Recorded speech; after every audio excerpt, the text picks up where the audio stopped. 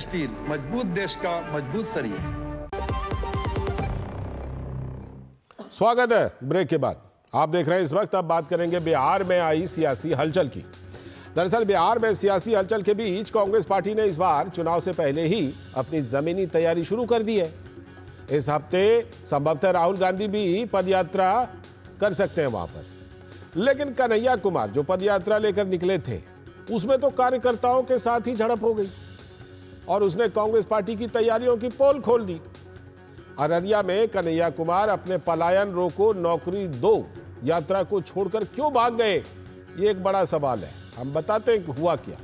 दरअसल अररिया में कांग्रेस कार्यकर्ताओं और कन्हैया कुमार के बाउंसर्स के बीच ही हाथापाई हो गई, तो इसी के कारण कन्हैया कुमार को यात्रा को बीच में ही छोड़कर दिल्ली के लिए रवाना होना पड़ गया। जानकार मानते हैं कि महागठबंधन से अलग राहुल गांधी ने अपने युवा नेता कन्हैया कुमार को बिहार में कांग्रेस का चेहरा बनाने की पहल की थी, लेकिन बीच में ही ये यात्रा स्थगित करनी पड़ी। शायद अपेक्षित उत्साह नहीं दिख रहा है क्या। और उधर बिहार में एनडीए नेताओं के साथ दूसरी तरफ केंद्रीय गृह मंत्री अमित शाह की मीटिंग, उस मीटिंग ने चुनावी तापक्रम को बढ़ा दिया है। माना जाता है कि बिहार में आगामी चुनाव एनडीए बनाम महागठबंधन होगा, लेकिन कन्हैया कुमार की बड़ी सक्रियता आरजेडी की मुश्किलें बढ़ा रही है। बिहार में आगामी विधानसभा चुनाव के मद्देनजर गृह मंत्री अमित शाह अपने घटक दलों के साथ नेताओं के साथ मिले, मुलाकात की। बैठक में सीएम नीतीश कुमार के साथ जीतनराम मांझी, चिराग पासवान, लगभग सभी लीडर उनके मौजूद थे। और बिहार में इसी साल अक्टूबर नवंबर में चुनाव भी होने, तो जाहिर है सभी दलों ने अपनी तैयारी शुरू कर दी है। देखना यह है कि आरजेडी अब तक ये कहती रही है कि बिहार में कांग्रेस का कोई जनाधार नहीं है, लेकिन कांग्रेस पार्टी इस बार कुछ खास करने के लिए तैयार हो रही है। तो देखना यह है कि लालू यादव के परिवार के लिए कांग्रेस की रणनीति कितना मददगार साबित हो सकती है। तो खैर, केंद्रीय गृह मंत्री और भाजपा के वरिष्ठ नेता अमित शाह ने बिहार दौरे के दौरान कहा कि लालू यादव ने बिहार के युवाओं को नहीं बल्कि सिर्फ अपने परिवार को ही सेट करने का काम किया था। लालू प्रसाद जी ने एक ही काम किया, अपने परिवार को सेट करने का। लालू के दोनों लाल आज बिहार में मुख्यमंत्री बनने की तैयारी कर रहे हैं।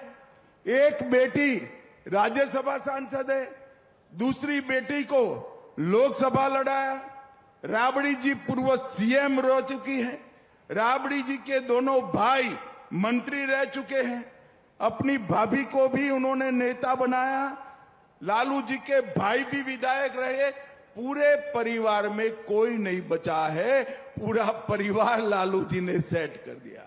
लालू जी, आपका परिवार तो आपने सेट किया, मगर बिहार के युवाओं को सेट करने का काम आपने नहीं किया।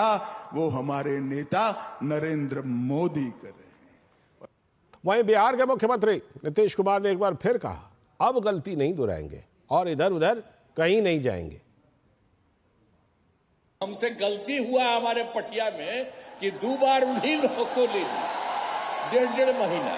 तो हम लोगों ने तय कर लिया है कि ये गलत है, ये कभी नहीं होगा। और शुरू से, और हमको मुख्यमंत्री कौन बताए?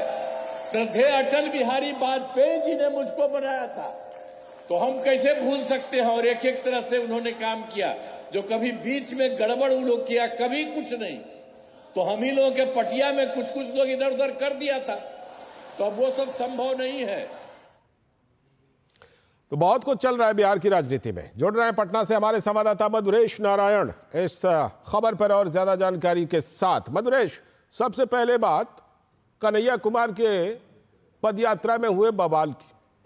वो कन्हैया कुमार जो देश में इमरजेंसी देखते थे, लोकतंत्र, मानवाधिकार, छात्रों का अधिकार, युवाओं का अधिकार, क्या हो गया इस पदयात्रा में कि उनके बाउंसर्स ने पार्टी के कार्यकर्ताओं को ही पीट दिया? जी देखिए, सबसे पहले ये जो यात्रा थी, इसकी शुरुआत चंपारण से उन्होंने की थी और चंपारण से इसकी भव्य शुरुआत करने की कोशिश की गई थी। इसे दिखाया गया था कि जिस तरह गांधी जी का मूवमेंट हुआ था, इस तरीके से हम संविधान की रक्षा के लिए बिहार के युवाओं के लिए ये यात्रा कर रहे हैं। मगर ये जो यात्रा की जो शुरुआत थी, वही जरा फीकी सी जान पड़ी। वो बहुत जानदार शुरुआत नहीं हो सकी। उसके बाद जो 16 मार्च के बाद से लगातार यात्रा चल रही थी, इसमें भी कोई बहुत खास युवाओं का इंटरेस्ट नहीं दिखा। और इसका एक कारण ये भी कह सकते हैं कि बिहार में जो कमजोर धरती कांग्रेस की है, उसका ही असर इस यात्रा में भी देखने को मिला। और जहां तक कल की बात करें, जो अररिया में हुआ कि जो कांग्रेस के कार्यकर्ता या एनएसयूआई के जो कार्यकर्ता थे, उनको कन्हैया कुमार के बाउंसरों ने पीट दिया। इसके पीछे की एक वजह जो बताई जा रही है वो ये कि कन्हैया को एज ए हीरो दिखाने के लिए वो लोग सेल्फी ले रहे थे, उसके साथ फोटो खिंचवाना चाह रहे थे, मगर कन्हैया को कहीं ना कहीं से कंजेशन फील हो रहा था। वो स्टारडम का जो इमेज है वो कन्हैया अपने बिल्ड करने की कोशिश करते हैं, पूरी यात्रा में वो कर रहे थे, क्योंकि वो एक दूरी मेंटेन कर रहे थे जो युवा थे, लेकिन वो घेरा यहाँ टूट गया, जिसके कारण कन्हैया को गुस्सा आ गया और उनके बाउंसर्स ने जो कार्यकर्ता है उनके साथ में मारपीट की। जी बिल्कुल, और कन्हैया कुमार को वो यात्रा छोड़कर दिल्ली आना पड़ा। लेकिन एक कंट्रास्ट दिखाई पड़ रहा है मधुरेश इस बार, कि पहले जैसे आरजेडी का तो भारी दबाव था कि बिहार की राजनीति में कन्हैया नहीं होना चाहिए, अब कांग्रेस ने कन्हैया कुमार को भी आगे किया, पप्पू यादव को भी आगे किया। ये दोनों आरजेडी को नहीं सुहाते। इसको लेकर महागठबंधन में एक तरफ इस मुद्दे पर दरार की संभावना दिखाई पड़ रही है और जानकार मानते भी हैं। दूसरी तरफ जो एनडीए है वो बिल्कुल चाक चौबंद है। नीतीश कुमार को फिर से मुख्यमंत्री घोषित करना, नीतीश कुमार का एक बार फिर से दोहराना कि अब हम कहीं नहीं जाएंगे, बार बार दोहराते रहे इस बार। तो ये कंट्रास्ट बिहार की राजनीति में दिखाई पड़ रही है, इसका असर आने वाले विधानसभा चुनाव पर होना है। जी बिल्कुल, देखिए लालू यादव के सामने जब भी कन्हैया का कोई नाम भी ले लेता है तो बिल्कुल मिर्ची से इनको लग जाती है, क्योंकि उनको लगता है कि कन्हैया सबसे बड़ा खतरा उनके बेटे तेजस्वी यादव के लिए है, क्योंकि कन्हैया भी एक युवा नेता है और तेजस्वी यादव भी एक युवा नेता है।